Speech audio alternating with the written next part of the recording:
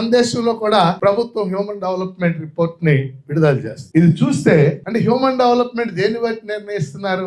అక్షరాస్యత, ఆరోగ్యం, విద్య, మహిళల అంతస్తు, ఇలా ఒక 5-6 అంశాలు తీసుకుని హ్యూమన్ డెవలప్మెంట్ నిర్ధారిస్తుంది. అలా హ్యూమన్ డెవలప్మెంట్ చూస్తే గత 20-25 ఏళ్లుగా కూడా భారతదేశం 175 దేశాల్లో 130, 132, 133 ఇంత ఎకనామిక్ డెవలప్మెంట్ జరిగింది. 5వ పెద్ద ఆర్థిక వ్యవస్థ, దీన్ని ఓదరగొడుతున్నారు. కానీ హ్యూమన్ డెవలప్మెంట్ లో ఈ సంవత్సరం కూడా 131వ స్థానంలో. అంటే మనోళ్ళు సంతోషించే విషయం ఒకటి ఉంది. మనం 131లో ఉంటే పాకిస్తాన్ 136లో ఉంది. పాకిస్తాన్ కంటే ముందున్నాం కదా. 131లో ఉంది ఇండియా ఈ లేటెస్ట్ డేటాలు. అలాగే భారతదేశంలో మనకి 28 రాష్ట్రాలు ఉన్నాయి. ఈశాన్య రాష్ట్రాలు తీసేసి 20 పెద్ద రాష్ట్రాలు హ్యూమన్ డెవలప్మెంట్ తీసుకుంటే ఆంధ్రప్రదేశ్ 12వ స్థానంలో. గత 30 ఏళ్లుగా కేరళ మొదటి స్థానంలో ఉంది. మనందరికీ తెలిసిన విషయం. అంటే ఇలా చూసినప్పుడు ఆంధ్రప్రదేశ్ కూడా మానవాభివృద్ధిలో వెనుకబడే ఉంది.